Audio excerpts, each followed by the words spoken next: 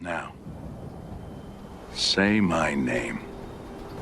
The Rolling Bad Podcast. You're goddamn right.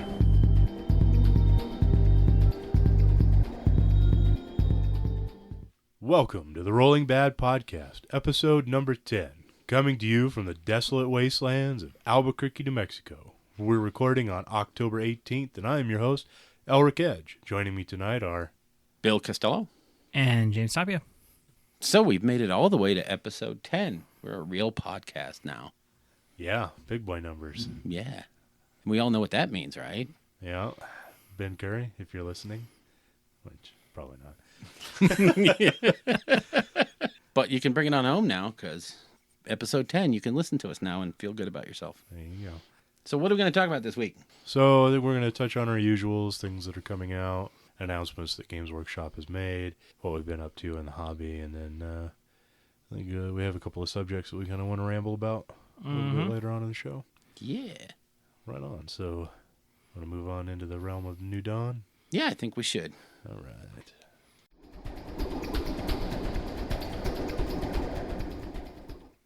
The Realm of the New Dawn. Where we're going to talk about all the new stuff that's coming out and the news and rumors. So who wants to start? So pertaining to, well, let's get the 40K stuff out of the way real quick. Sure. The amazing video that Rob and Eddie did announcing the Prospero, Burning of Prospero box set. Man, it's probably one of the best videos they've ever put out. By far one of the best ones. And the timeliness of it was just amazing. Yeah, how you had the photo that teased everyone for a few hours and then they... Yeah, it was a leak. Yeah. Maybe. Talk about Magnus Thread, not Yeah. Prospero. Well, the name of the box that has all The the box stuff in set's it, I going to think be is- Prospero Burns. Or the Burning of. The Burning of something like Prospero, that, which is going to contain... Well, it doesn't have him in it. No. It's just it's the same... I think it's going to be all the same release because it's all... Isn't Prospero Burns 30K? Yeah. Yeah. So And Magnus Thread is 40K? Well, no, No, he's he's- Primarch. he's the Demon Prime. All the stuff is going to be released for both 30K and 40K. Yeah. Okay. But they're also releasing a big box for that's similar to the Battle of Calth Yeah. that is going to have Adeptus Custodes. Yeah. Which, pretty happy about. I know a lot of people are also happy about the Sisters of Silence. So there's that, and then obviously the amazing Magnus Demon Primarch of the Thousand Suns model. Yeah. That's... Wow. Yeah. So really makes you wonder what's going to happen with 40K. I smell end times. You know? I remember when the gash dropped. Yeah. Just saying. Amazing models, some good books, some good storytelling, and then Yep. Yeah. Push the big red button. Yeah. Oh, look, Abaddon standing over the Emperor. Oh, noses. Except it's not the Emperor. It's actually Horus. oh yeah, I just heard that on a Yeah. Or on they? a podcast. Yeah. Oh, wow. You ever heard that theory? No. So the theory is that when Rogel Dorn comes in after the battle, Yeah. chaos shrouds his vision. Oh. So instead of picking up the ruined body of the Emperor to entomb, he picks up the body of Horus to entomb. Oh, wow. And so they've been feeding Horus 10,000 souls every day for the last 10,000 years or whatever. Wow. Feeding chaos and stuff. Yeah, that's one of the fan theories, which I thought was really interesting. Wow, that sounds like total and utter garbage. Holy crap. Yeah. My favorite one was the where Cypher is trying to get back to Yeah, that's trying to my... get back to kill the Emperor to have him be reborn as the Star Child or whatever. I love that whole storyline of Cypher's the one guy that knows what's going down and what has to be done. Yeah, Because the lion told him at the very end, you got to do this. yeah. And so, Of course, I also like the idea of the sensei and yeah. all that stuff they used to have. It's all been retconned now. Yeah. Unfortunately, It's but no longer there. anyways, yeah, amazing video. Yeah. Really cool. And probably the funniest one and the most spot on teaser / advertisement that they've ever done. Yeah. It's just, Oh, It and was great. Sisters of Battle, right? they might just be teasing Carl Tuttle, but who knows? I'm excited about those two. Yeah. So, anyways, on to good old Age of Sigmar. Oh, a real game. We got the Lord Varitant Yay. For the Stormcast Eternals. Thoughts? Oh, contain my excitement. Right? I think it's classic GW where the fluff in the story sounds cooler than his actual rules. Yeah. Do you think there might be a little bit of Stormcast fatigue, too? It's kind of hard to get that hype train going anymore, especially after the Extremis release where you had the Dracots and the freaking dragon that was an amazing model. I mean, there's still a couple chambers out there. I don't think. Yeah, but they would have to. It would be a huge release, and Yeah, I don't know. He's just for the points he is for his rules. He's just not. oh, he's garbage. He's garbage. absolute I think garbage, we were yeah. talking about it, and I said the only reason I could see you even considering taking him is if they have some kind of book coming out with allegiances, where if you need to maintain your Stormcast allegiance for something, you throw him in. Because if not, you're just going to throw in an 80-point wizard that's far more effective. Yeah, exactly. And I mean, I read that guy's entry over and over again looking for that thing that allowed him to move somewhere into the fight to where he would be somewhat useful. And it's just not there. Yeah, he's not in any of the Warrior Brotherhood or Slayers or anything like that. It lets him teleport. Yep. So I would anticipate there's stuff coming for Stormcast Eternals in the next couple months. I would bet there's a Christmas release or post-Christmas release. Something, you know. I did hear rumor, obviously, that he was originally a Lord Castellant alternate cast. Kind yeah, of like the Heraldor if you has. look at him, he's he's he's definitely a the same. Castellant. Yeah. He's still the same guy. And in fact, And I it comes like with the his. Gryph-hound and Yeah, I like his staff better than the Castellan, carrying that thing right up against his body. I like that lantern. staff. Yeah. It looks way better, and it looks more like a weapon than the one on the original fig. So, Sure. Yeah, unfortunately, his rules just are terrible. well, yeah, you get this great chance to unbind spells, which is something that Stormcast have been screaming for. The problem is he'll never get into the fight. I mean, he's Right. plodding along at 4 inches. Hello. It's pretty rare that you ever unbind spells anyways. True. So, But just to have the opportunity would be nice. yeah. So especially when someone's foot of gorkin all over your face, and just that one chance to maybe make it go away. Yeah. So I think it'd be good if you had the ability to essentially deep strike him or teleport him, turn one into your opponent's army, and especially if you can put the Gryph-hound with him, get the +3 to unbind, it could potentially shut down your opponent's magic phase right off the bat.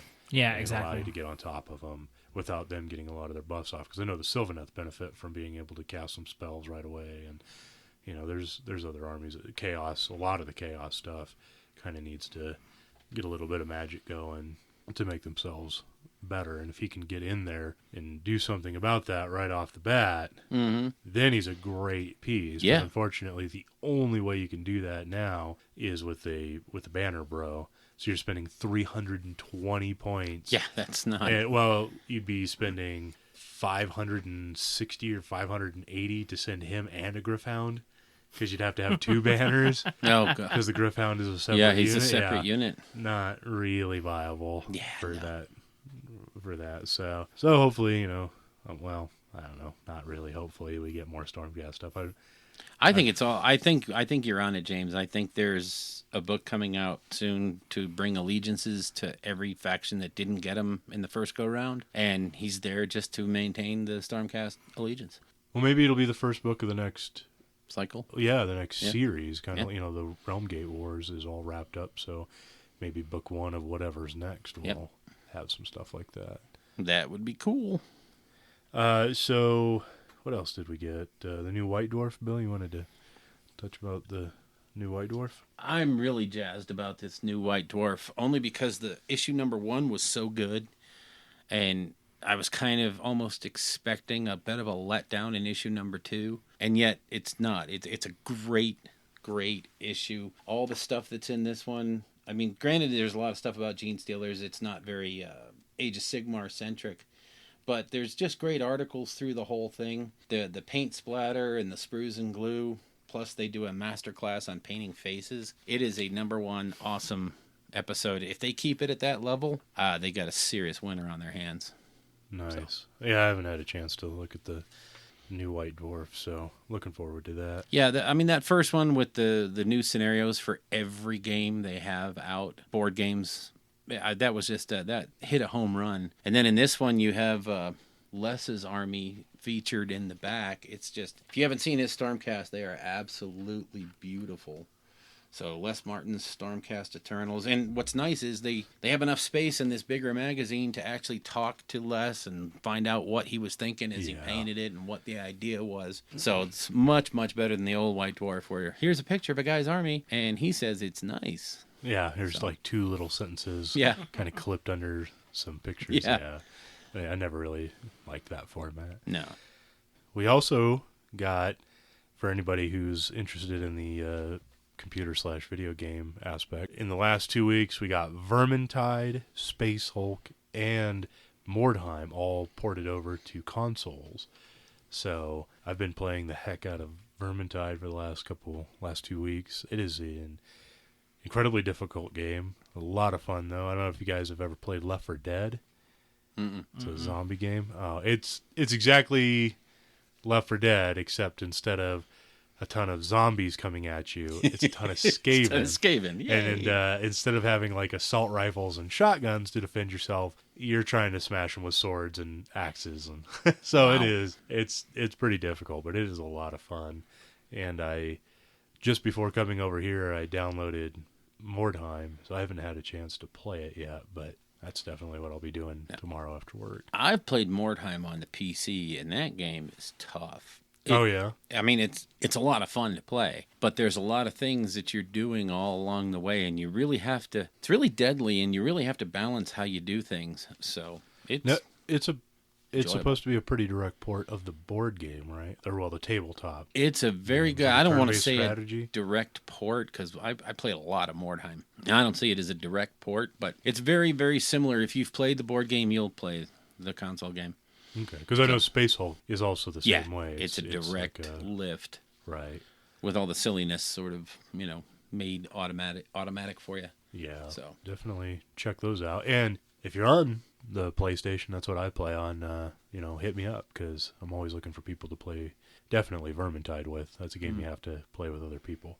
I won't allow anything Sony in the house, so.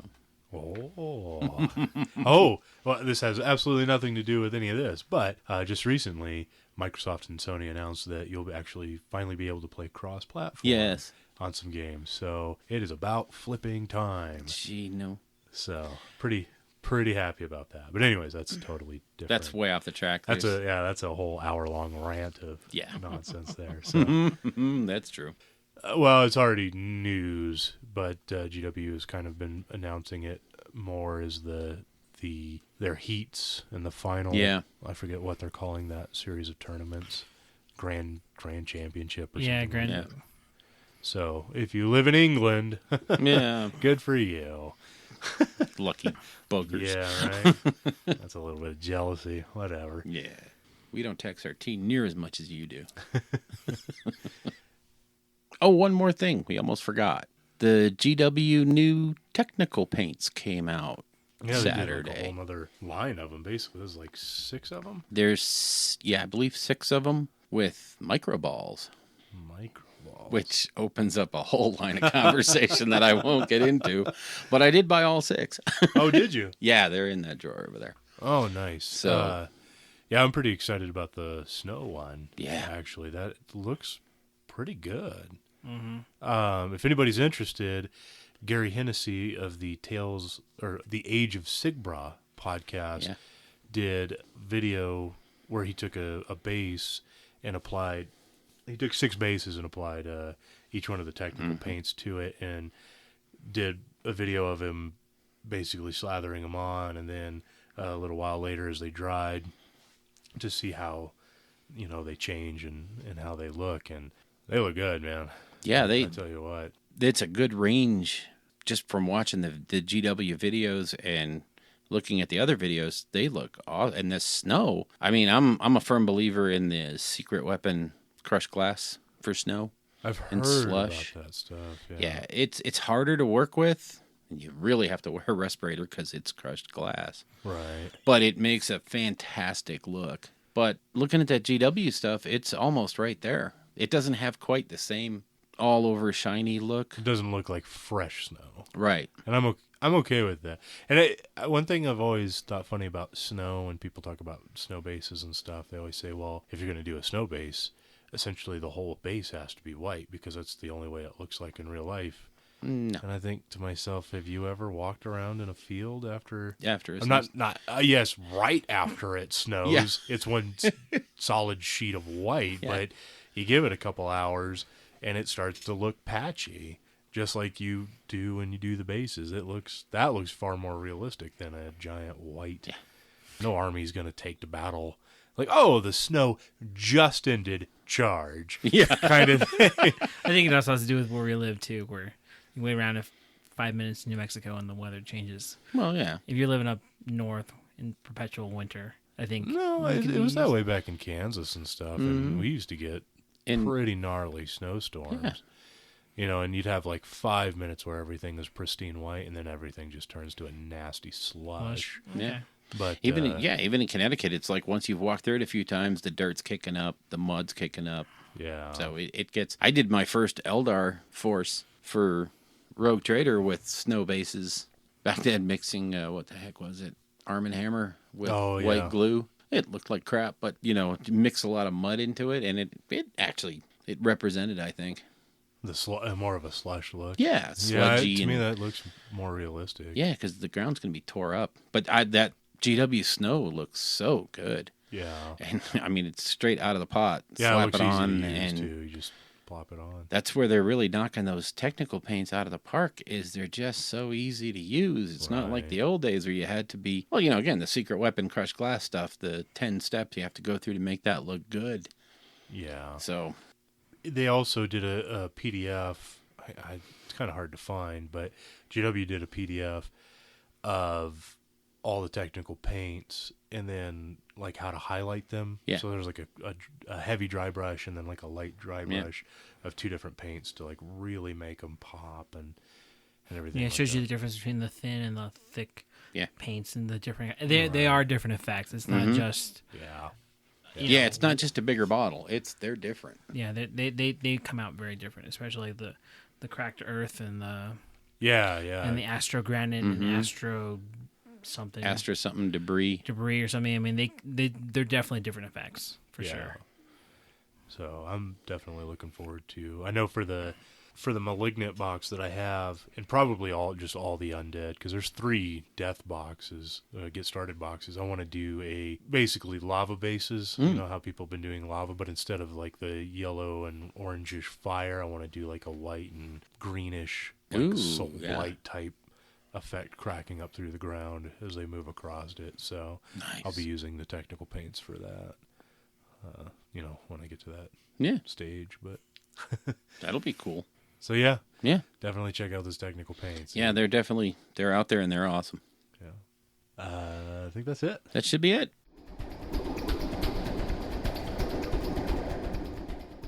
The Realm of Whispers, where we're gonna touch on little bits of rumors that we've heard. So today I was told by a friend of mine who was looking at Fayette, so take everything you hear here with enough salt that you probably have to take blood pressure medication as well. Okay, But allegedly, their Games Workshop will be coming out with bigger get started boxes. So they have the $85 box now, Yeah. and when they release a new army, they've been doing much larger boxes. So like the Beast Claw Raiders got Yeah. that huge box for like $220 or something. Yeah, like I that. think Yeah, it's Sylvaneth got 220. one like that, Yeah. and Well, Skaven, Slaves to Darkness, Flesh Eater Court. yeah, they had one. Yeah. Flesh Eater Courts. Yeah, they did. They that all one. got some like that, and they were all incredibly successful. 40K's been getting them again too. I don't know if you guys saw the Strike Force Ultra or something like that, which is an amazingly good deal if you want to start a Space Marine army. And they just did one for Chaos Space Marines too. That was crazy good. Yeah, and this is above and beyond their weird little kind of click bundle stuff they do. Yeah. No, these are real savings. Right, yeah. So apparently they're going to be coming out with some more of these, and as far as like adding some legitimacy to it is the fact that they do sell very well. Stormcast and the Bloodbound also had them for a while too. You can still get the Bloodbound one. You can't get the Stormcast one Yeah. anymore. But if they did that, it would make some armies more viable to sell as a get started package like the Fire Slayers, because they're never going to do an $85 get started box for Fire Slayers. It's just not going to happen because the price point for that army just doesn't work. And without a Magma Droth, you really don't have a starter army. Right. Whereas, and apparently there's supposed to be, this is what I was told, so take it for what you will, but it's supposed to be anywhere from $300 to $400 worth of stuff for like $150. Wow. Again, allegedly.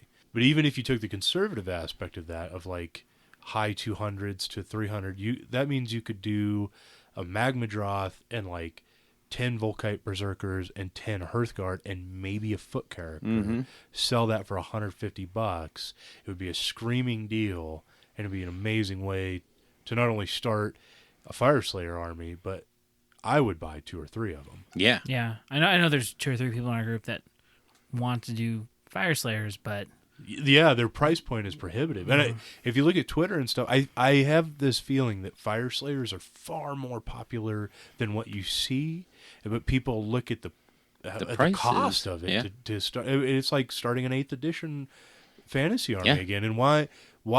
If I'm looking at the rack of models available to me to start, and I'm like, man, I really want to start a new army for Age of Sigmar, and I would even prefer it to be a new Age of Sigmar line instead of doing like a Slaves to Darkness or an Elf army or something like that. You look at the Fire Slayers and you're like, oh man, these guys look cool. I don't really care about the rules, even though I think they're potentially much better than they might get credit for. I don't know. But you look at them and you're like, $60 for 10 guys, or $50 for 5 guys, and $110 for the monster, which is, comparable to others. That aspect is fine. Or I could do Iron Jaws or Flesh Eater Court or Bloodbound and get an $85 start collecting box. Yeah. Or 2. Yeah. And then another box or 2 and or like Beast Claw Raiders.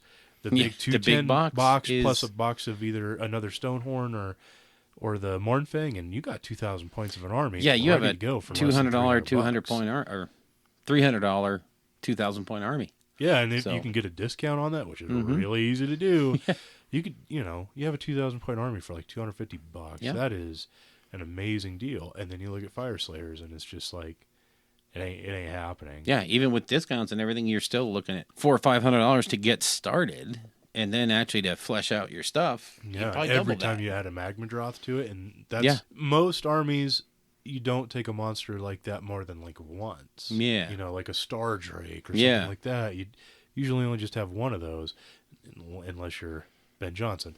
But a Magma Droth, you can justify having potentially 3 of them in a list, and it works. So, but at $110 a pop, it's hard. And then having to spend so much on the foot troops, it's just it's rough. So I'll say it right now: if they do something like that for Fire Slayers and it's a killer deal, I'm on board. I'll start a Fire Slayer army as soon as it drops, unless they release the other Duardin army before then. That's the only caveat. But I would definitely start a Fire Slayer army if they did that. Yeah, that would be for sure. But again, take all that with copious amounts of salt. Yeah. But still, it's a great rumor, and we can hope it comes true. Yeah, so. And the thing I like about rumors like that is you can kind of put some validity behind it by looking at, things like how all those other big boxes have sold. So... Well, I tell you, just anecdotally, I was out in Phoenix a little while back, and I was at Imperial Outpost and talking to the gents out there, and the Sigmar stuff sold like hotcakes, more than he ever expected. Yeah. And what he was really kind of surprised about was the high dollar stuff moved just as much as everything else moved. So, like he says, there's a market out there. There's a big market out there. So... You could also do one for Bone Splitters, because Bone Splitters is one of the new ones that didn't get a start collecting box. Yeah. And again, I think it's because the price point is just awkward that you can't really do the $85. What do you do? 10 Savage Oryx? Yeah. 20 Savage Oryx, 10 Boar Boys, and a character. It's just not. I mean, it'd be a really good deal for sure, but I don't know how many people would really, get on board with that. Whereas if you could sell, 60 Savage Orcs, 10 Boars, and a character or 2 for like $150.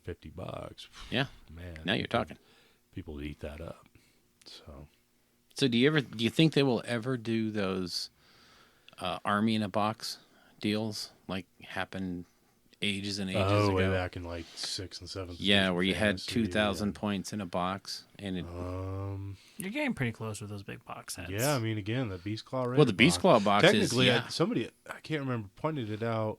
I think you can get 2,000 points out Yeah, of just think- what's in the. It's think- not a good list, No. but I think you can hit 2,000. Yeah, 'cause I just think off that box. Chad has that, Yeah, and that's all he bought. no, he bought he bought another box of Morn. Oh, did he? Okay. Yeah, Yeah.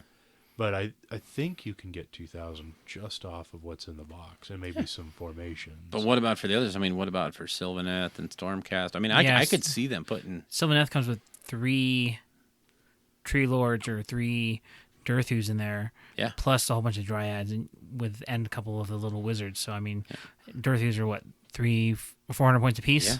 Yeah. So it's 1,200 plus. Yeah, you're getting then you're pretty darn getting close. close to it. formations and stuff. Yeah, Yeah, for you're getting sure. pretty close there. I mean, Stormcast. you might not could- even want to hit because if 2,000 is kind of regarded as the standard. Yeah. If you could put 1,800 in a box, and then 1850. you let the person buying it figure out what they want to plug in that last gap. Oh, like, yeah, by Kurnoth Hunters or yeah, something else in like there. with that Beast Claw Raider. Well, you yeah, can and that's either just it. Is choose what you a do is you Stonehorn put or the lists in the White Dwarf and say, Yeah, there here's a you go. 1,500 point box, and here's what you can do with that other Well, 500 points. They you used know? to do that for 40K too. Yeah. They would put like, here's the Space Marine box or something, Yeah. and then this is what we did to get our army up Yep. to 1,500 points out Yeah. of the whatever came with the box. So Yeah. that's a great way to move stuff. I'd like to see it. That way I could have more armies in shrink wrap. Right? You have to put more shelves in here. I know, I really do. It's just getting crowded. Put some drywall over those windows. You're not using them. I know. I'm thinking about it. I mean, how gauche is it to have shelves across the windows? I don't know. Yeah. So, so is that it for Whispers? Yep.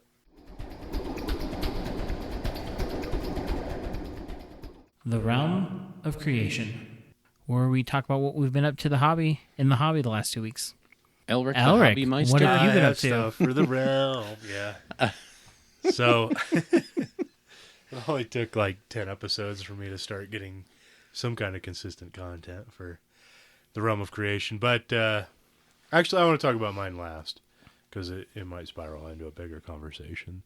Okay. So why don't you guys touch on what Well, you've been up to? I'll go next. The only thing I really did was, let me see, I built a Slan Star Master, 8 of the cavalry, the Saurus Knights, the Saurus Old Blood. I built 20 Chameleon Skinks, 6 Croxagores, 2 Salamanders, 6 of the Salamander Poker Prouder guys, and of course the 72 skinks are still over there painted blue, waiting for more paint to be applied to them. But yeah, I got a lot of stuff built this weekend, so I was kind of happy getting Nice. there.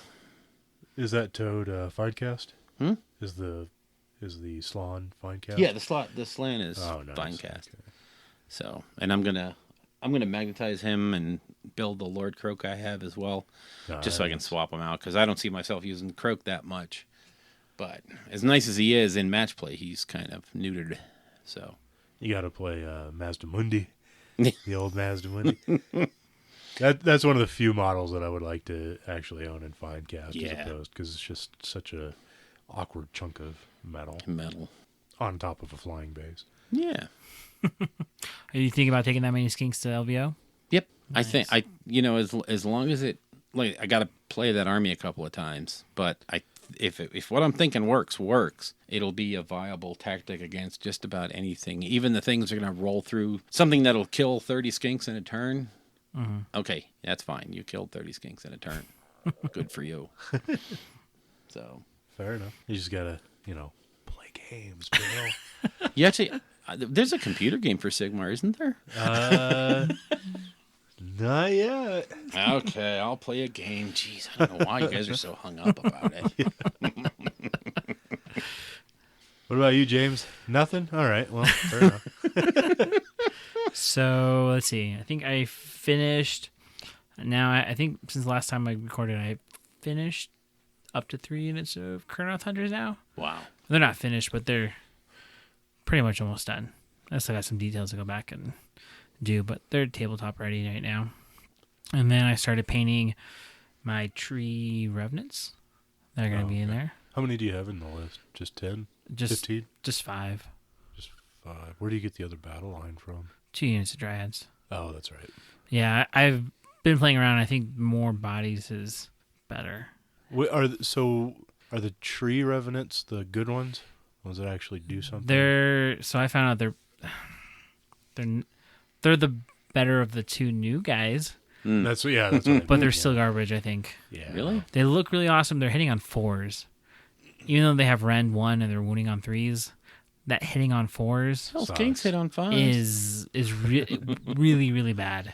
Yeah. It's super unreliable. And in the way it works now with the Sylvaneth, I don't think there's actually a way to get +1 to hit. Really? I thought if you're taking doesn't- pure allegiance Sylvaneth abilities, and I don't think there's actually a character in there or anything that lets you. the Tree Lord gave him plus. Wow. Okay. No. Nope, he lets you reroll armor saves of 1. Oh, right.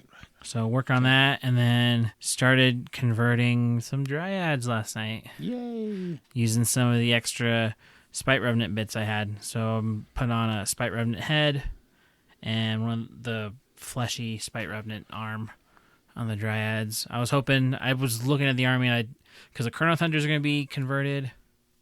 Probably the Tree Lord Ancient and the Durther will be converted. So that just the Branch Witch will be converted too, which just leaves the. I don't think I'm gonna do anything to the Tree Revenants. I think they fit in with the army as is. So I wanted to do something with the dryads. Well, they look awesome. They're kind of the old, outdated models, and I think just throwing on those little extra bits really helps. It's gonna be a lot of green stuff though, because I think I'm gonna green stuff and make it some of it fleshy and then some of it wood, just to match Bark. like the other guys. Yeah, so it's gonna be 30, 40 people after green stuff between now and LVO. So Oh. Yeah. Not to mention the army you got to paint. what? Yeah. I don't know what you're talking about. What army? I thought you were just doing Sylvaneth. Yeah, that's what I thought. Yeah. Well, and the Sylvaneth that are orange with lots of armor, green skin, that punch things in the face really hard. Those aren't Sylvaneth. Yeah. No. So what I've been up to is the beginning of a much larger project that I'm wanting to do, and that is I'm going to be buying all of the Get Started boxes for Age of Sigmar, putting them together and painting them pretty much the same way they are on the cover of the box. The idea behind this is that at our local game store, they have a glass display case currently in there that is filled most, like 90% with 40k stuff. There's like a great big Necron army and just a bunch of other random 40k things in there.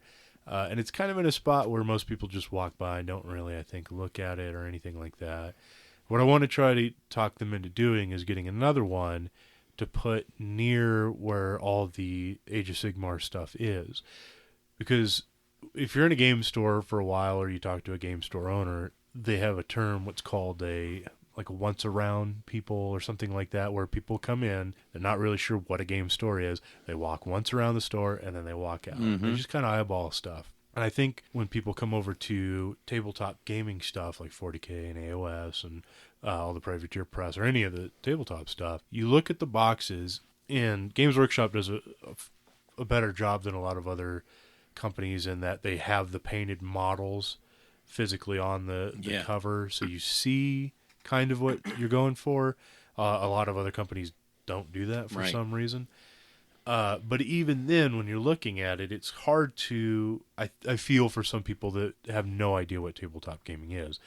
They're going to look at that and think, so what's in this box? So I have to put it together and make it look like that? Or I don't, there's like a bit of a disconnect maybe. So I feel like if I were to put all the Get Started boxes on display, painted as close as I can get them to match the stuff on the covers, they can see them physically in front of them and, even pick them up or look at them. And I think maybe that will help bridge that disconnect gap to to understand, like, oh, okay, so I get to make them look like that, but I don't have to paint them that way. I can kind of do whatever I want with them. And you know, I also want to get some armies going that are kind of teaching armies. Yeah, as demo well. armies. Demo Yeah. armies, yeah. So it turns out that if you get the Age of Sigmar starter box and then the Get Started Bloodbound and Get Started Stormcast box, it gives you an 1100 point Stormcast army and an 1100 point Bloodbound army. Wow, So that's who pretty knew? convenient. Yeah. So those would be great on top of a 4x4 Khorne new mat from GW. Throw some GW terrain, Age of Sigmar terrain bits on there that are painted up. That would be pretty eye-catching, I think, for Yeah. anybody who's new and wants to check it out.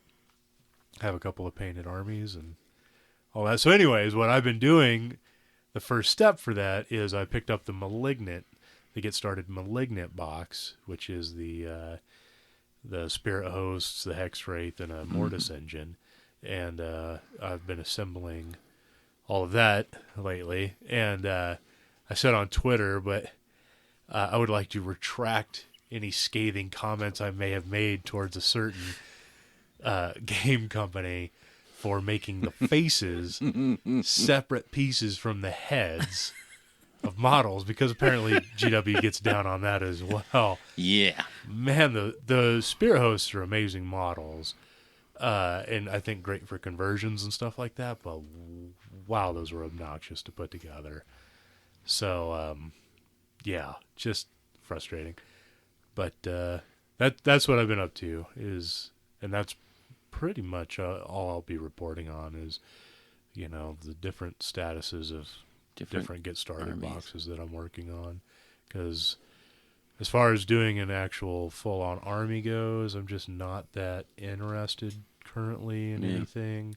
I have a rather extensive destruction collection, and I'm pretty happy with that. I've been trying to get rid of the demons still, so I'm good with that until, you know, the new Dwarden come out, or giant Get Started Fire Slayer box. Yeah, there you go. Just saying. While you were saying that, I had this vicious thought, and I have to share it with the world, because if you take that new display case and you put all those great new armies in there, you know, demo armies, make them look like the box, and if you put up there assembled and painted by Elric Edge, they'll know anybody can do it. You should see his face right now. I wish this was TV. And he's way bigger than me. Whatever. This podcast is done. 10 episodes, we're done. It's in the can, folks. Yep. Thanks much. Yeah, no, it's actually another thing. I don't know how soon I'll get around to doing this, but I wanted to start doing painting videos of my stuff.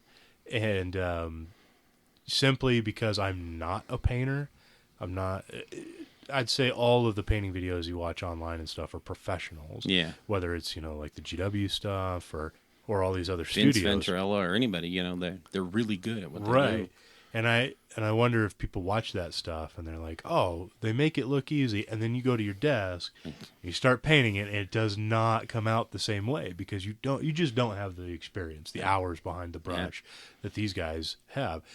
So I thought about, what if I started just recording myself painting this stuff, trying to mimic the same effects that they're doing in these videos, and giving a visual representation of somebody struggling to learn it as well. Maybe it will make it a little easier for people to be like, okay, well, it isn't going to look like the stuff that Duncan is doing on these videos right off the bat, or, you know, that Vincent does, or these, you know, Emily, but this guy is slowly making progress in his videos, and if I keep doing it, you will make progress. It is very much one of those cases. If you sit down and paint 50 dudes, they're all the same, and you paint them one by one, which is super tedious, but it's just an example. Your 50th model is going to look better than the first model you started with. You will get that progress. Yeah, I think even Witek's been saying that when he's been going through it. His stuff has been getting better and better. And it's just a matter of doing it and not getting discouraged, because your stuff, well, Duncan did it in like that video was 60 seconds long. Yeah, and he had a great looking model at the end of it. Mine looks like crap. It's like, well, yes, because Duncan does like 100 videos a month or whatever. Oh, and he paints for the armies studio for a and paints living, nonstop. you know. And you're just getting started, so Yeah. don't get discouraged. Join me on this little trial of fail, and we'll struggle through it together. Yeah. And then we'll have results at the end. Yeah, I've just been thinking about. I think you should something do like it. that. Yeah, I think I'm gonna try it.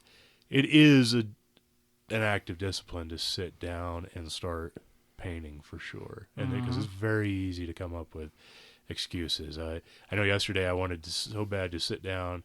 Nobody was at home. The baby Yeah. was at the babysitter. Wife was at work. I was like, oh man, I could crank through some hobby, or I could go play Vermintide. Yeah.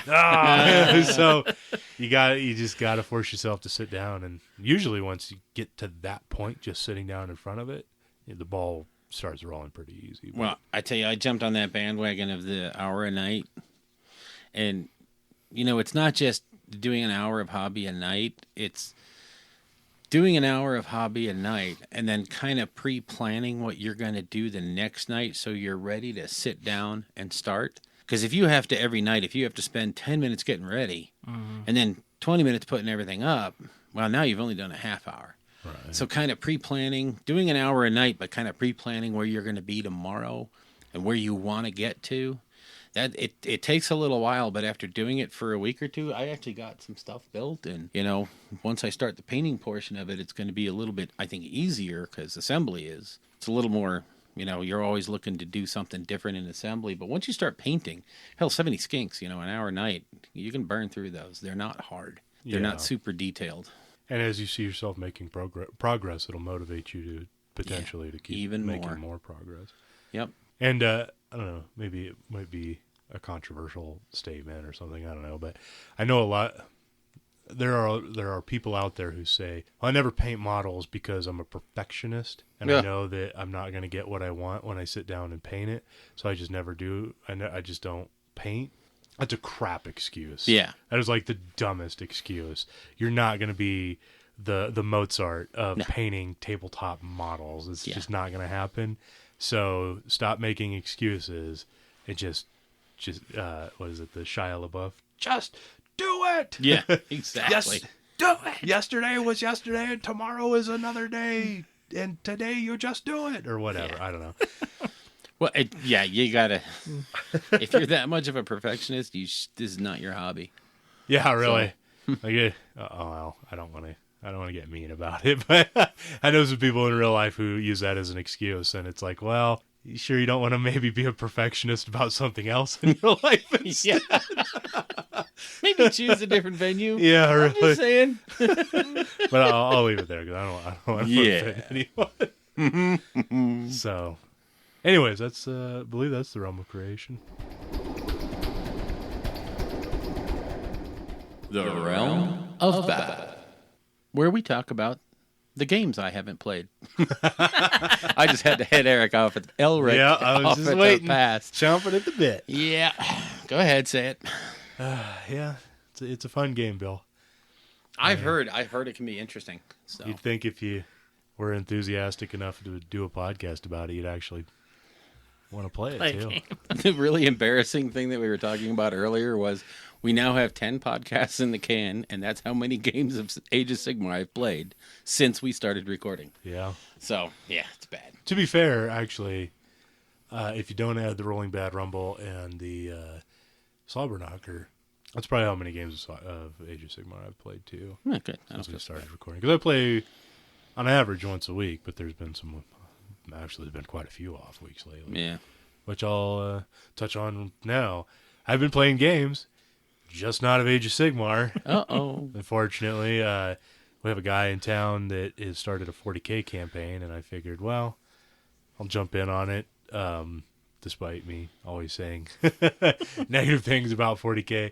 I figured, if somebody wants to put in the time and effort and everything to make a 40K event here in town, I'll, Yeah, he's been putting a lot of effort into that with his stories and his narrative, and yeah, you might want to get some tips from him when you run Rolling Bad narrative event. Yeah, for sure, definitely. I definitely also want to talk to the guys running the Raw event over in England. But Yeah. so it's an escalation campaign. The first week is 1,000, then second week's 1,500, all the way to 2,500 at week 4. So I played the first 2 weeks of the game so far at 1,000 and at 1,500 with Space Orcs. That had to have been exciting. Oh man, I've played 1,000-point game of Orcs against Tyranids, and I was exhausted at the end of the game. It's just I don't want to turn this into a big old negative rant about 40K because the people I played were fun. You know, I don't want it to sound like I'm bashing my opponent. It's just the game sucks. I'm sorry, but the game it's so bogged down. When you play a game like Age of Sigmar, where the rules and everything are just streamlined and they work. They don't get in your way. Right, and then you go back and play something like 40K. It's just, man, I can't wait until the new edition of whatever they're going to give us. I don't think it'll be a complete port over to something like Age of Sigmar, because I don't think you can do that with 40K completely, because, you know, you have flyers and titans and, you know, the shooting is just at a completely different level. Yeah. But I think there will be some kind of a middle ground between Age of Sigmar and what they currently have. It's just going to streamline that game way down, which is, that's what I'm waiting for. 'Cause I'm a huge 40K fan, but man, that game is rough to play. Can't play it anymore. Just not fun. I'm not looking forward to the next 2 games at 2,000 points and 2,500 points. I mean, you don't want to play my demons with the 3-up re-rolling ones across the board on my invulnerable saves? I thought you had a 2-up, 2-up. Well, 2-up on the Screamer Star. And then it has Feel and No then Pain now it has Feel No Pain. So it's a 2-up, 2-up, 5-up? Yep. Yeah, and then the rest of my army just has a 3-up re-rolling ones. Yeah. That you can't negate. I mean, What a fun game to That's play. gonna be great for the Orcs, yeah. Oh, God. They're gonna have a lot of good times with that. Yeah, I'm not even going to talk about Orcs specifically. I'd rather just rant about the game itself and move on. So, yeah, those are the games I played. James? James? Let's see here. So, 2 weeks ago, I played Andrew. We had a rematch of his Stormcast with his secret list. I was going to say, what was in his list? They just talk about he doesn't listen. Let everybody know what he's bringing. No, I'll leave. He's got a secret Stormcast list he's trying to make work. Janky. Janky is not going to work. So, and then he, against my Sylvaneth, we played it out. Lined up coming down to a priority roll. I think we played Gift from the Heavens. And it came down to the last turn. If he won priority roll, he would have won the game. I landed up winning priority roll and landed up contesting his objective on the last turn, the big turn, and got my objective. Nice. So, yeah, he was really frustrated with that game. Andrew? Frustrated with the game? No. Well, he just knows what kind of filthy shenanigans you can do when you have 15 forests on the board like I do. Yeah. Sure. I think I'll have to talk to him about it. He's going to have to get it out of his head about Sylvaneth being just kind of like a bugbear style army. Because I used to be that way with ogres in 8th edition, and I don't think I ever beat ogres as an army in 8th edition. And I just always had it in my head that I don't know how to beat this army. And I knew how to beat it. It's, you know, just like any other army. If you have tactics that work against one, they'll generally work against the other. But in my head, I just always had it that. And Andrew's not that way. He's not like, I'm always going to lose to Sylvaneth. He's just, he's got it in his head that they're very frustrating. And they are. I think Sylvaneth, when they're going to be played by really competitive top tier players, that is going to be a tough. Yeah, I can imagine him. Game. I can imagine him playing it. It'd be. Yeah, I'd be freaking scared. Yeah, it is a tough.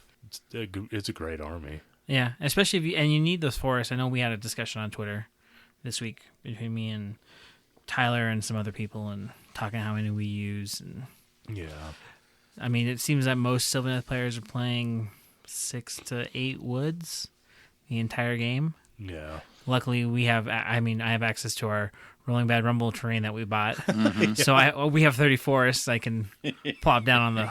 I think we have more than that overall. Yeah. Yeah, there's like nice, 60. Nice round number, 30. Yeah. I don't think I honestly I've been finding by the time I put down, and I even drew up a little diagram of the tactics that I usually use. It's, I don't know, I quite want to call it like a claw. You put one forest down the middle of the board, another forest on each flank. Tendrils.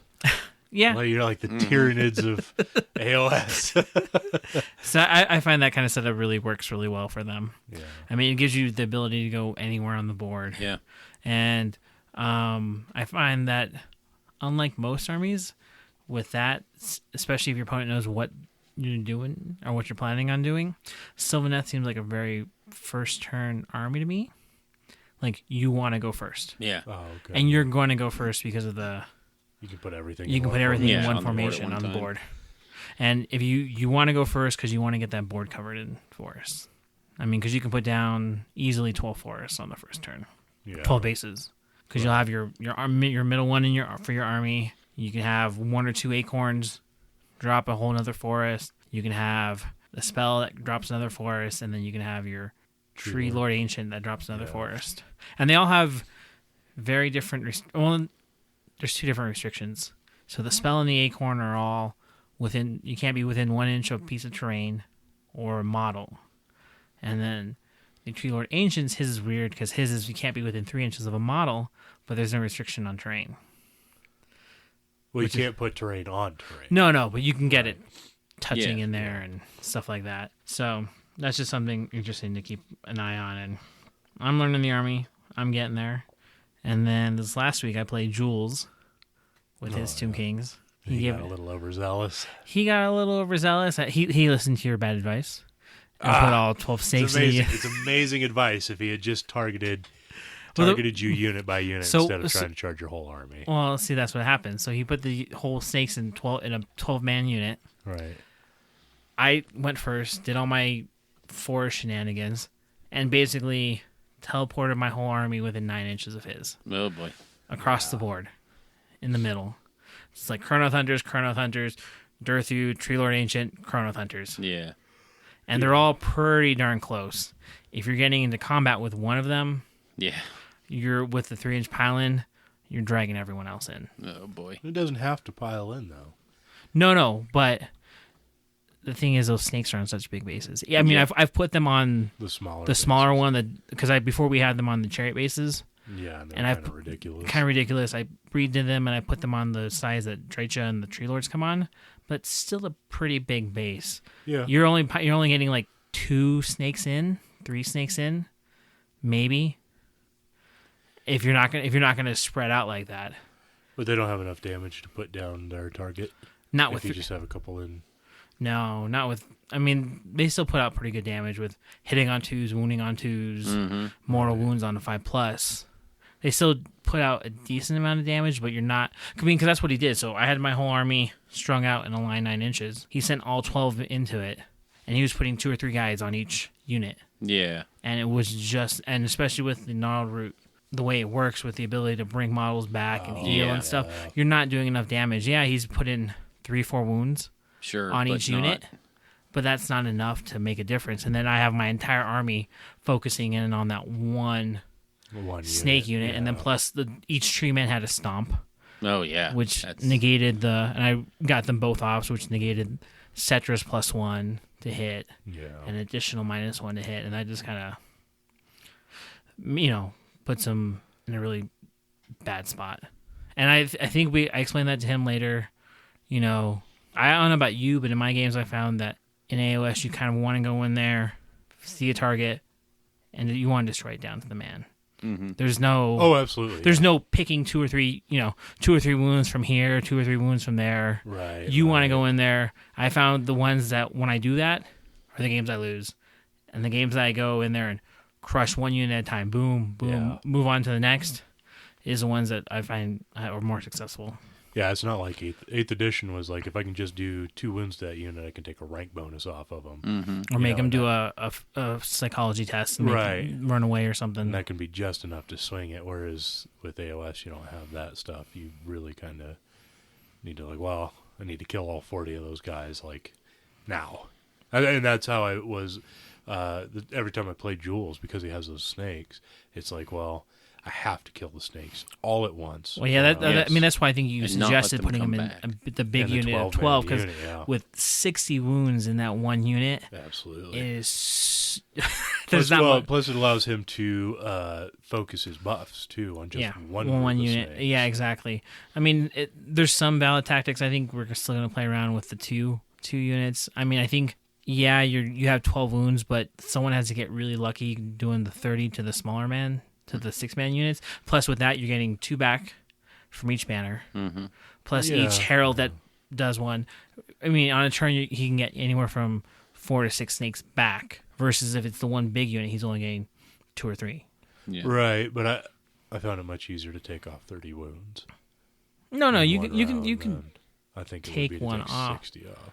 But then, like I said, he runs into the big problem where it's all just that 12-man unit literally takes up half the board. Well, and that's true. Is that would be really, really terrain and scenario dependent whether you wanted to run 12 or 6. Because when you have a board that's choked with all those forests, I don't think you want to run 12 because just your avenue of attack is so limited.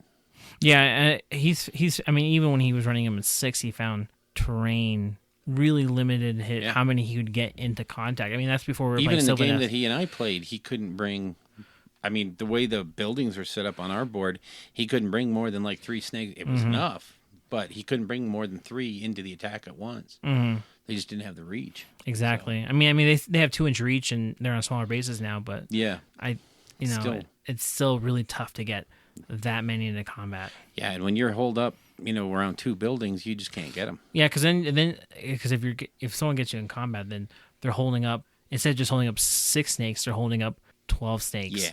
And that's a big chunk of your army that's not doing anything, Yeah. or that's slowly piling in. Yeah, they're after not earning inches their of- points. They're just not. So well, yeah, It really, I think it's terrain dependent though. If you have a more open board where they have an avenue that they can slither down, wow, 12 is going to be a pain in the, what to take out. My God, it's hellish. Yeah, for sure. 12 snakes is no joke. no, I mean, that could go up against your boys and. Oh yeah, it'd be a tough fight. I mean, smack I them don't think around for 6 round hurts after him round. because Cetra's ability is a big 18-inch bubble. It's not picking one unit. The only thing that comes in is with Mystic Shield. But right Well- now he doesn't have Mystic Shield in there, so Yeah, And the resiliency of one big unit Yeah. as opposed to 2 medium-sized units. I think there's plus and minuses both. Like I said, For sure. you're bringing back if you have the ability to kill 6 of them in one go, maybe the 12 is better. But I mean, you're spending so much of your army. That's up to him to be able to identify armies that are capable of doing Yeah. that. Yeah, and figuring out how to not put yourself in position to get Yeah. 30 wounds taken Yeah. out like that. Because you have to kill them down to the man. If not, they start. Yeah, they just keep coming. They you keep look at a coming back. Stardrake and a group of 4 to 6 fulminators, they're going to do that. Yeah, I mean, Pretty I've darn done that close. before. I had to use like all 4 fulminators and Yeah. all 3 units adjudicators, but that's my entire army Yeah. on one unit. Yeah, but it's pretty much his entire army as well. Yeah, because he it's- dropped the Sphinxes to get the list he has now. Yeah, with I mean, Cetra and He says all the archers and stuff. Yeah, we'll work on it. Maybe we'll try to have the 6 snakes, and a Morgul.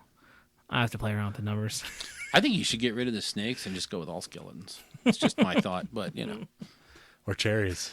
His chariots are so good. They just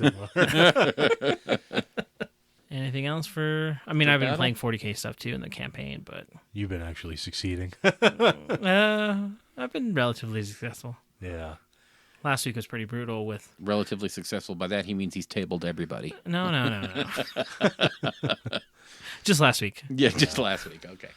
Yeah, I find in 40k demons you need bigger point games for them Yeah. because their characters are really expensive. Yeah. And They're the same way in Age of Sigmar. yeah, exactly. I was thinking about if you don't get my Iron Jaws painted in time, like, well, what are my options? Could I take my Khorne Demons? And it's like, no, they're not even an army anymore. Yeah, with I the mean, because General's you can Handbook. get cheap troops, but it still doesn't make up for a Yeah. 300-400 point character. Yeah. That you have to, and demons are very dicey, and you need Kairos, you need your book to make it even somewhat viable. And at that point, you're only playing. I mean, you have to have at least 1,500 points to do that. That and the Bloodletter Bomb doesn't work anymore either. Because under the South Coast comp, I could take all those Bloodletters in one big unit, whereas now I have to have 3 battle line units. So it'd be 3 10-man units of Bloodletters, which Well, not quite South Coast what didn't it require was. battle lines, so yeah. right. Yep. So that army just doesn't work at all under the. Plus, all your big demon guys went up in points. Yeah, so in order to play anything similar to what I had, I would have to drop Scarbrand and the formation, and then the Bloodstoker and Bloodsecrator wouldn't be really worth taking either because I, again, don't have the 30-man unit of Bloodletters. It'd be 3 10-man units of Bloodletters, and they just don't. They're not going to hit the way. You could I need throw 'em to 2 hit. other units of clan rats in there, or slaves. Well, no, actually, the Blood Crushers become battle. Oh no, I would lose the Khorne Bloodbound or the Khorne Demon because I have the Bloodbound characters. Yeah. So I'd have to. So, you could do something like Russ did with his Bloodbound. What's that? So for his Warlords GT, it was kind of, he didn't take the Bloodstoker, Right. and he didn't do the rush forward into your lines. He let people come to him, and that was what I saw with that army. He let you come into his trap. You overextend your lines. Overextend yourself. And he's got all his buff characters right there. He's got his banners and his Wrathmongers and everything just right there. So yeah, you come in, you kill 30 Blood Reavers. Yeah, you're soaking up wound. And See, then, that's all Bloodbound though. I don't No, have yeah, Bloodbound. yeah. I mean, I think Bloodbound are way more efficient than yeah. Khorne Demons. So. I mean, you Yeah. could do something similar-ish and with demons. It's I would hate to go all the way to Las Vegas though to play Khorne Demons. and find out Really not. it wasn't your bag. Stormcast. Yeah, well, they're just not that fun. No, Come on, there's a painted Stormcast army. good for them. Dark Elves? No, God. Just paint my Iron Jaws, James. Come on. All right, that's it for Roman Battle.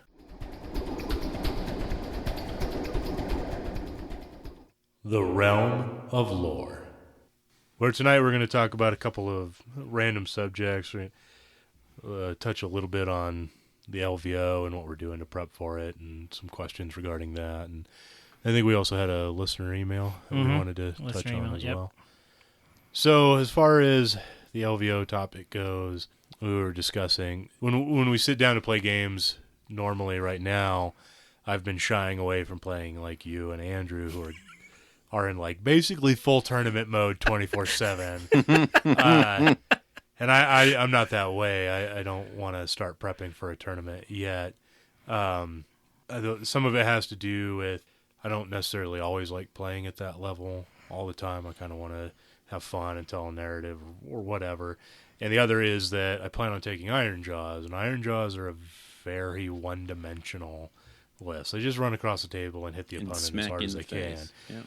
And if I have to play that army at that level for the next 4 months, I'm going to be so freaking burned out on doing that by the time the tournament rolls around, I'm just not going to want to keep doing that. So, I guess kind of the question is like, how early do you want to start prepping for a tournament? Mm-hmm. I guess maybe that depends on the player, because like I said, you guys are Me and Andrew are always practicing for the next tournament. right. I used to be like that because in 8th edition, when we were cycling through tournaments, either going to Texas or Colorado, that kind of became the mindset for like the last 2 years of 8th, where we were just practicing for the next event. And I found that for some of us, we were okay with it, but it burned out a lot of other people, and it started to make the group stagnant as well. And then once that happens, attendance starts to drop off, and so you only have the same couple of people coming to just play essentially the same game over and over and over again. I don't know. It depends on the player, because you guys are always willing to play at that level all the time, week after week. Rain or shine. Yeah, it's just Face I can't do it. 24/7. Yeah. How about you, Bill? When do you start practicing for a tournament? Generally, it depends on how well I know the army that I'm going to play. For instance, this one, I don't even know at all. So I want to start as soon as possible. But if I was going to go with Stormcast, I would start a month or two out, try to get 4 or 5 games in there with the scenarios if they're published. If they're completely, if there's no information out about what the pack is going to be, well, then you just have to play every possible angle. You have to play from the back foot. You have to play all the different match play scenarios so that you know how you're going to react. But generally speaking, I try not to get more than 4 or 5 solid games in at that level. Because like you say, I get burned out on that. I just want to smack your face in. I mean, even when I go to LVO, I'm not going to be playing at that full-scale tournament mode. I don't enjoy that. I know somebody else is going to be across the table doing it. That's fine. And I'll play up to it, I hope. But I don't enjoy it that much. For me, in prep for... It's kind of hard because LVO is going to be, like, obviously the biggest event that I've ever been to. Mm-hmm. It's a premier event. I entertain no illusions that I'll, smash at the top tables or anything like that, but I do want to do well. So I'll probably start in like December. Okay. Is when I'll finally start. 2 months before. Yeah. And see if I can get at least like half a dozen good games in. Because there is 6 scenarios for it, so you need to get probably at least 6 games in. Yeah, but the way I want to practice, you just kind of run through scenarios. So you don't necessarily need to play out all 5 or 6 rounds or whatever and go to the final conclusion. What? Well, I was going to say, I think that's true for 8th. I don't know if that's necessarily true for AOS now. Because the game can be so swingy. I mean, it can be...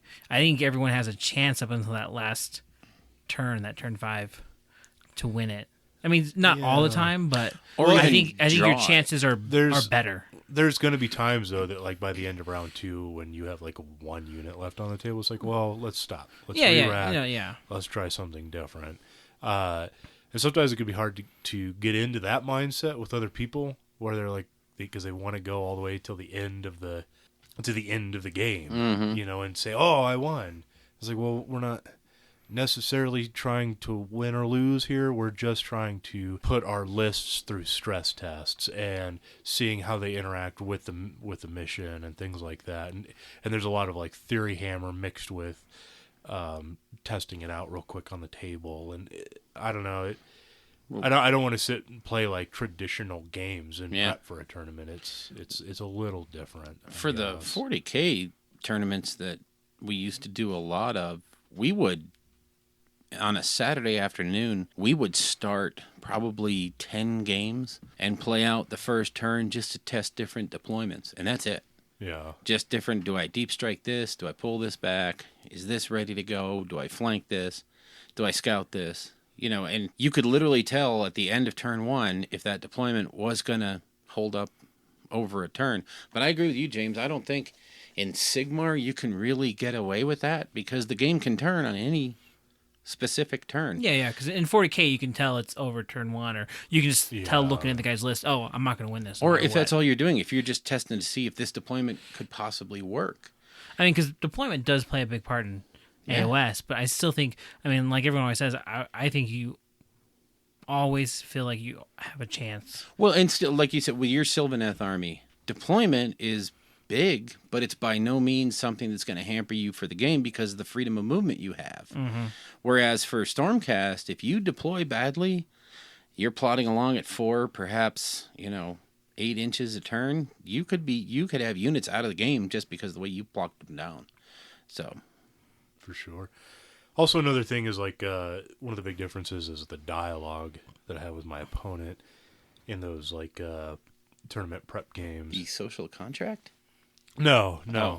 As far as like actually discussing what you want to do, and then getting that direct feedback, because you're not trying to hide anything. Right. Again, it's a stress test of both of your lists and the scenarios that they're going through. Like, because if you're playing a traditional game, you don't want to tell your opponent what you're going to do. Well, in this case, you are going to say, like, well, this is what I'm thinking about doing, and this is what I want the unit to do, and that way your opponent can be like, okay, well, yeah, let's try that, or, well, what if you did this? I think you might get a little better results and stuff, because you're both trying to help each other get better, as Right. opposed to, let's just play a traditional game. So, but yeah, it probably won't be until December that I get into that. Then I'm comfortable to get into that mindset, because my dialogue's going to be like, well, move my brute squad closer. If they're in range to charge, I'm going to charge you and either smash you off the table or not. So pretty much where we're going to go with that. Second verse, same as the first. Exactly. So So, another suggestion I had was, what can you do? Because I know that's what motivates me is the next tournament. That's what I'm always prepping for. So, is there something you can do in the meantime to keep that hobby going, to keep that motivation, to keep playing, even if it's not necessarily hardcore tournament games? So he's going to motivate you to paint his army? yeah, really. Sorry. What do we got to do to motivate you to play games? You know what? Pick a day that isn't Friday or Wednesday. Well, or Monday. all those days that end with a Y. Days that end with Y. Yeah. I don't know. I think that's, again, another thing that's different for everyone. Because, like, for me, I'm kind of doing this huge project. And it's something that I know I'm not going to have done anytime soon. It's just, I'm just going to pluck away at it here and there. And that is enough to make me want to keep doing the hobby. But it's a little different because it's going to be just to start collecting boxes. It's not like I'm prepping a tournament army, like to paint a full 2,000 point list. And the only time I've ever done that is for a tournament. I painted a 2,500 point high elf army in 2 days for Lone Wolf, like 3 years ago. Yeah, that was murder. that was a whole lot of airbrushing, unfortunately, in the middle of winter in a garage with no ventilation. Oh, Turns out that's a terrible idea. bad. And my eyes and lungs were hurting. Yeah, it was dumb. But hey, the army got painted, and I got pretty good paint marks. Oh, good. So, but yeah, I don't know. As far as like motivation for painting or for the hobby, I think it's different for everyone. Some people, it is that next tournament. That's a lot of times you'll hear people say that like that's the only thing that motivates them to prep for the next event is knowing, or it's the only thing that motivates them to get an army done is knowing that there's an event coming up. Some people, I want to do an army a very specific way. Just that is inherently enough motivation for They're them. project based. Yeah. Yeah, because I know because I think in 8th edition I was taking a different army to every tournament, right? I think your motivation there was you wanted to get best painted with each. Yeah, one of yeah, the I do armies. each Yeah. one. Yeah, exactly. I mean, it's part of the thing too. Yeah. I mean, another thing we've been doing, which is actually going on live right now, Oh yeah. is one of our friends suggested doing a big Google Hangout, trying to get some painting going Yeah. every night. So they're watching. They're watching the behind the scenes of the podcast right now. While Yeah. And they're laughing at us right. as they get something accomplished. Yeah. So that is another potential motivator. Maybe is to if you can't sit in a room with other people and paint together, maybe Skype or do like a Google Hangout or something like that. Because I do know we used to do a paint night at the store or at a person's house where a bunch of us would get together and hobby, build models or paint, and a lot of us were actually making progress.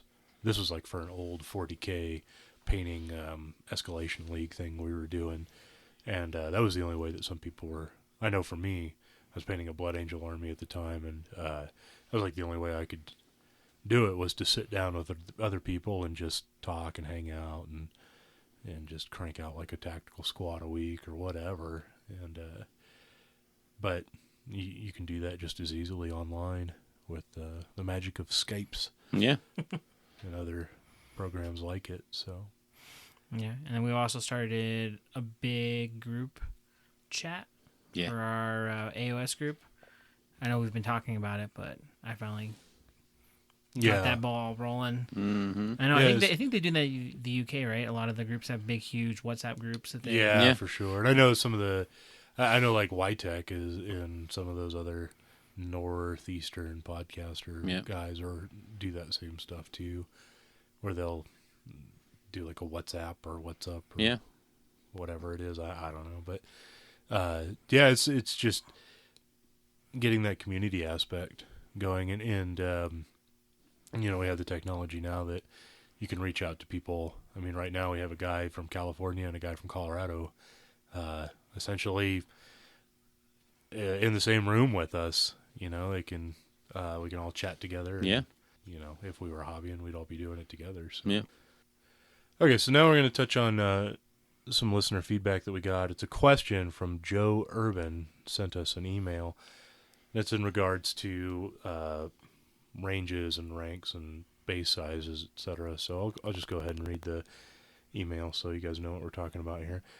It says, Hi guys. First I wanted to say I enjoy listening to your show. Thanks for doing it. Well, thank you. I know the General's Handbook has just come out, and house ruling stuff, other than measure base to base, will start to get confusing. However, I wanted to get your thoughts on a balance issue that my gaming group have been discussing and believe would help the game.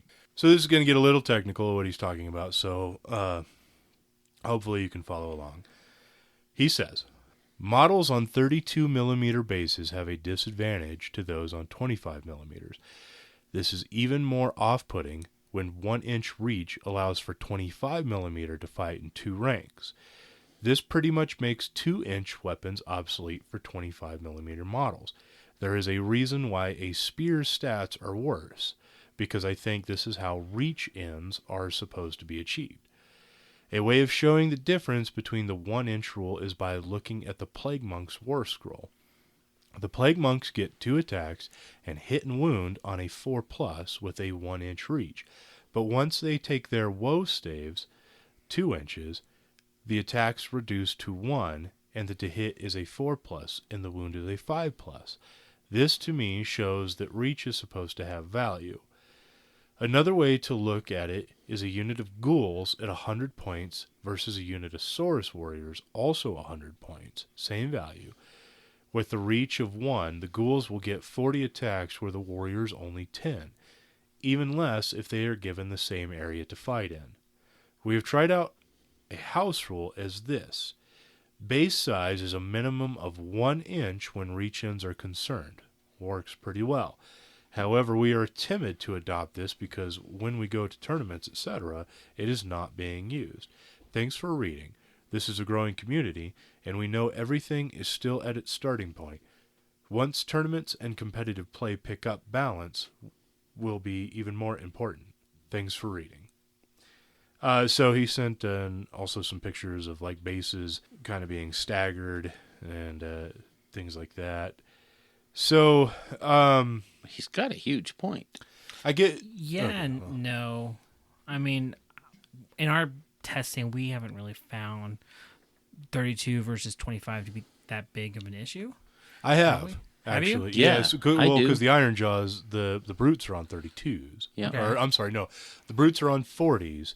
The Ard boys are on 32s. 32s, and it makes the Ard boys, to me, it makes it matter what they're armed with, because they have the option for Reach 1 and they have the option for Reach 2 weapons. And the Reach 2 means they get less attacks, but it means that a second rank can attack, which essentially gives them more attacks. And this all comes around, I think, because 1 inch is 25.4 millimeters. So it by the rule of measurement, something with 1 inch reach can reach over a 25 millimeter base. So for like a unit like that, it's important on what you're going to choose to use. It's also the same way for the brutes, because the brutes have a range 1 or a range 2. Reach 1 and reach 2 option on 40 mil bases. And I've actually had several people on Twitter ask me about what I arm my brutes with and things like that. And I say, well, a lot of people for some reason want to run like 5-man units of brutes. I don't think 5-man units of brutes is the way to go. I think 10, 15, or 20. If you're going to do if you're going to do 10, you do the 1-inch reach because you can generally get enough of them in, or at least 8 of them in, to fight. And then the guys with the jagged gore hackas, the special D3 weapon Can is range stand 2, so back, they can fight yeah. in the back rank. If you're going to do 15 or 20, you sacrifice that extra attack and you give them everything the range 2 weapons. No, that's on the bigger bases. As far as something like 25s go, sometimes it's going to get tricky. I mean, ghouls, I think, are a unit that I don't know you can really make a fair comparison to because they can generate so many attacks off of an individual guy. When I was originally thinking about this, because I play Destruction, and Moon Clan is another army that I want to play, as well as my Iron Jaws. You can give your Moon Clan spears. It means that the 3rd rank can attack. You can take 60 Moon Clan Grots, and so many of them can attack.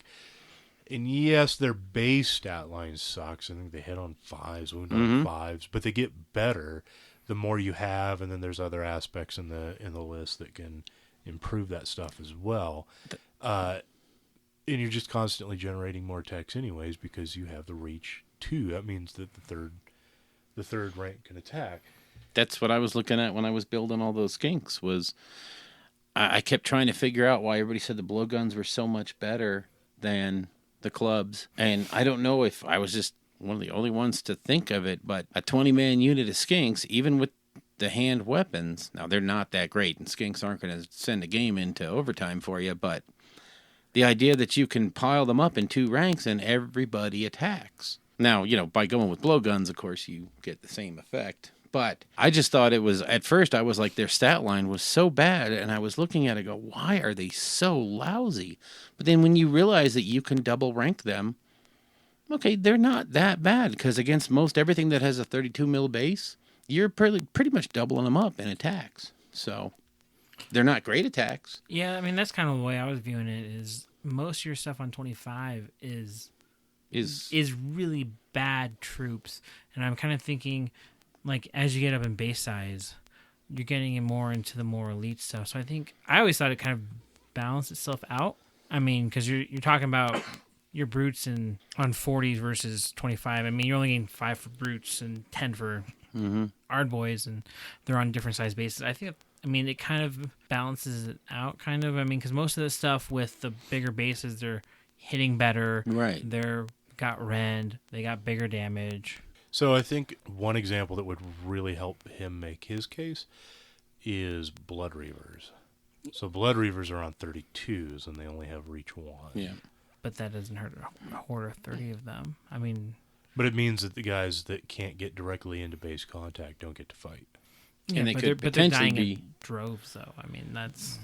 Right, but the same kind of unit on 25s, some kind of a cheap fodder unit, still gets additional attacks of the back. Yeah, the skinks that are facing them are getting twice as many attacks. Or skeletons. For the same points, or skeletons. But I mean, the Blood Reavers have all the synergies built into them and other stuff. I mean, I don't know. To me, it just seems like a non-issue. I think it's a tempest in a teacup, you're right. But it is still, there is a, in his example there of using the Saurus Warriors against the, what's his name, 20, I can't remember the unit he specified. Ghouls, yeah. It's true. You're looking at 10 attacks versus 40 attacks for the same cost. I think the ghouls only have 2 apiece. So they're only 20. So 20 attacks, but still, you're getting double the combat power for an equal. For an equal pointed unit, nothing else on the table mattering. These are the last 2 units you have on the board. Well, Saurus have their bites, don't they? They have their regular attacks and they have their bites. The Saurus Warriors. Yeah, I mean, and with 1-inch reach on you're on 32s, right? Yeah, 32s. I mean, if you just do that staggering thing, you can still reach in and get over that second rank, right? Yeah. If you put it right. Yeah, if everything goes right. I mean, that's what I'm saying. I mean, it's just something you have to take into account, not just pile models in towards the center. I mean, you kind of got to do your placements very carefully. In answer to his question, though, I would not adopt that as a rule. Because his point there about everywhere you go, no one's going to be doing that. Well, yeah. I mean, because we had that problem with, or not problem, but we had that issue with Slobberknocker over there, and they have their own Slobberknocker comp. Right. And they have some really obscure rules where, like, once you're in combat, you can't shoot out of the combat. Yeah. You can only shoot yeah. I mean, and Or I you think can only use your command ability once per game. Yeah, and I think they're going to run into that same kind of Yeah. Right. and problem. I don't want to say wait, but I'd wait till ITC shakes it out. Yeah, Yeah, well, that's I gonna mean, be for the most Really? widely adopted, or until South Coast comes out next year. I mean, because before we had, I mean, we've had that before. Where 8th edition, every region played its own flavor, and when you went to a different, which is nice. I mean, you're not playing the exact same. Right. But when it comes to a rules thing like that, it is kind of nice to have a universal, Yeah. accepted way of doing it. Well, Yeah. there's still been talk that GW may yet, at some point, when they feel that the game is completely ingrained, start coming out with rule or going with, measuring base to base as a rule. Oh, yeah. And codifying and saying that anything on a 25 or less is considered to be on a 32, so that everybody has the same reach factor. Well, I would stress one thing is you don't want to test units in a vacuum. No. So you don't want to compare, like 10 Saurus to 10 ghouls, essentially on a flat board with no terrain or anything like that, because it's not truly a fair comparison. Well, and when does that ever come up? I mean, when does that ever Right. truly come up that And you, you get to deploy that way at will? Plus, you got to take into account everything else, like synergies and stuff like that. Because I know Tyler was talking about on his podcast, the Sylvaneth stuff is pretty expensive, but I think that their points take into account the trees that you're going to be using at some sure. point. I mean, because if you look at what they do for 120 points for Dryads or 100 points for Tree Revenants, they're kind of on the expensive side. But, Oh, yeah, for sure. but they're taking into account that you're going to be doing all kinds of teleport shenanigans with the trees and stuff. And I think that's kind of cost. I mean, I'm not saying GW's perfect and everything's super fair, but I think they're still taking that into account with some of the stuff. Yeah. Yeah. Well, you'd also need to take into account things like terrain. There's been plenty of times where I've had units bottlenecked and things like that, so that, like a bunch of ghouls wouldn't get their full effectiveness. Whereas if it was Seraphon or Saurus warriors with spears, or goblins or grots with spears, you'd still get more effectiveness out of them for that range, or for the reach, because you just can't get the full unit into combat anyway. So Yeah, it's like you said, even with your Iron Jaws, with your heaviest hitting unit being on 40s, very rarely will you get that opportunity to just apply them wherever you want, whenever you want. Oh, yeah. I take a unit of 20, so I have a blade of wounds. I know for a fact that not all 20 Are going to hit. The only time 20 brutes get into combat with something is when I play against like 20 retributors or something, and then it's like a fight for their life, and they usually go down swinging just because 8d3 automatic mortal wounds. But anyways, Pay the Stormcast. I don't know if we answered his question. Well, I Completely. I'd have to say, I think the way it is works fine, because again, you don't want to test your units in a vacuum. You're going to have to look at the table and how many instances you've run into where terrain dictates things, or you have multiple units in a combat and they start bunching up against each other, and you can't necessarily get stuff into combat the way you want to get the full effectiveness out of something that only has reach 1. Yeah. And having that reach 2, even if it means that you hit a little worse, still comes into play so much more, because it just allows you to throw a third rank of combat in there or whatever, or a second rank on bigger models. And I mean, even with a 2-inch reach on a 32, you can still get Yeah. a second rank. Depends on how you space it out. If you're not doing them, If you have necessarily enough of a touching gap, in, yeah. you can leave some gap in there and then do some weird stacking and in between stuff. And I think you can still get it. I haven't. I think that's the beauty around bases too. Is 32s just rank on rank with them in the gaps. Something with a 2-inch reach is going to reach over that first rank. Yeah. I think Easy. You can get, Oh, think with you a could 2-inch. even- But I don't well, know think about you the can even get- third. I think you probably could. I haven't played around with. It'd be tough. so that's one of the pictures that he sent, was a staggered line like that. Anyway, to answer his question, I would still be leery of a house rule. Now, when you're playing with people you know and like, yeah, you guys make any agreement you want. But adopting it for your area, for your club, Yeah, or if you plan on going to events, yeah. I would be wary. Because you're gonna not think about it one day, and some guy's gonna come up and he's based his whole army around 3 ranks with this amount of reach, always hits, and you're gonna be taken by surprise. And Yeah, and again, I think it's kind of already factored in as far as like spears and getting a 3rd rank on 25s and stuff like that. There are going to be some units that do potentially get hosed. Like I think Blood Reavers do kind of take it in the shorts a little bit. They don't get a 2nd rank, but whatever, they're all going to die anyways. well, yeah, for their points and for what they're supposed to do, what their role is, they do it just fine. They're supposed to bleed. So. Yeah. So, all right, well, I hope that made sense.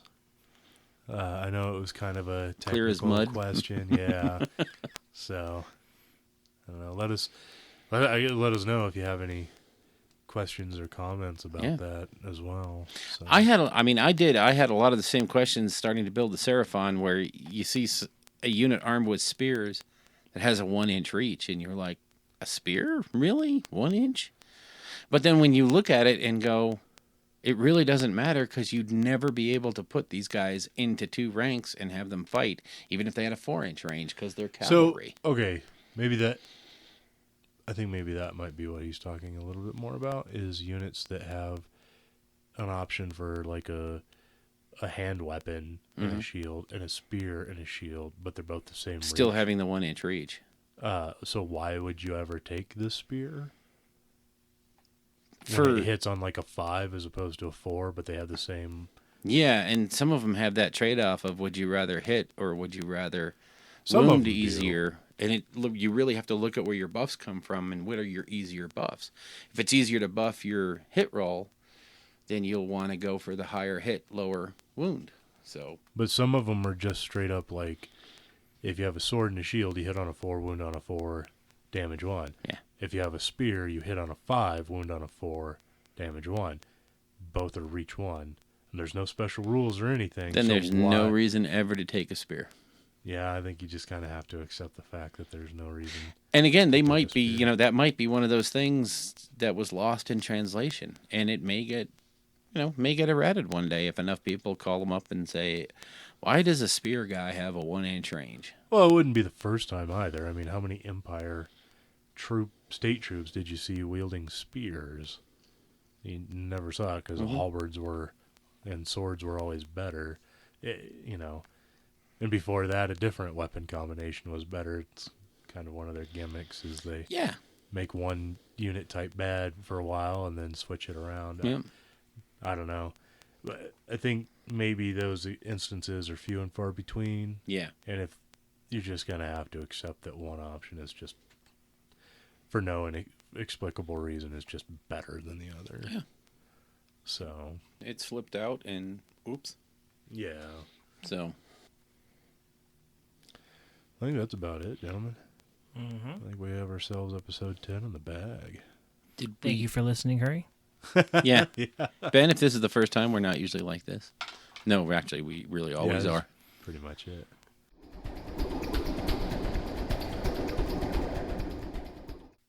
If you would like to get a hold of us, you can reach us at our email address, which is rollingbadpodcast@gmail.com. You can also visit our website at rollingbad.com.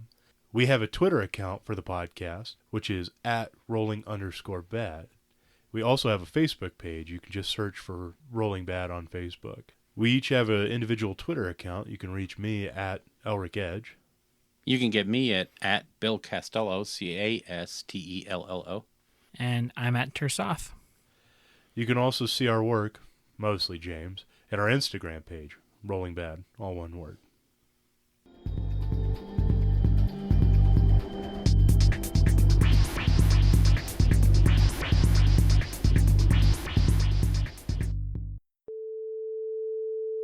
Go ahead, say it.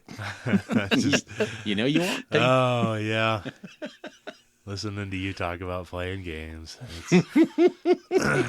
That's rich.